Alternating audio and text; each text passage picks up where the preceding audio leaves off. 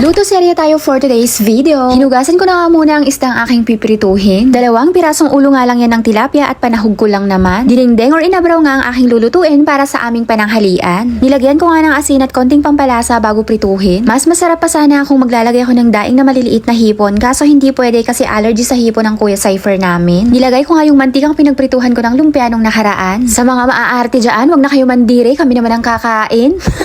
Pagkatapos ko ang prituhin yung isda, maghihimay naman ako ng gulay. Dahon ng saluyot, dahon ng ampalaya at sitaw ang aking gugulayin. Hinati-hati ko nga lang at masyadong madami. Kahit hindi nyo tinatanong ay sasabihin ko, isa ito sa paborito kong ulam na lutong Ilocano. Yung mapait naman yung lasa pero nasasarapan talaga ako. Minsan nga yung dahon ng ampalaya nilalaga ko lang tapos isasawsaw sa bagoong, okay na. Ilocano knows, juray na pait, naimas nga kunada. So ayan, ready na lahat. Lahat nga ng luto na nakikita ko ngayon, halos lahat ginigisa na. Pero ako heto at mas nasasarapan pa din sa pakulo-kulo lang. Nagpakulo nga lang muna ako ng tubig tapos naglagay ako ng bagoong isda. Nilagay ko na nga rin yung dahon ng saluyot at saka yung sitaw. Tinakpan ko nga ulit at nang kumulo, naglagay ako ng konting pampalasa. Tapos nilagay ko na din ang dahon ng ampalaya kasabay ng pritong isda. Konting kulo lang para hindi ma-overcook ang dahon ng ampalaya. Para hindi din masyado mapait. Syempre sasabihin kong masarap yung luto ko kahit hindi nyo natikman.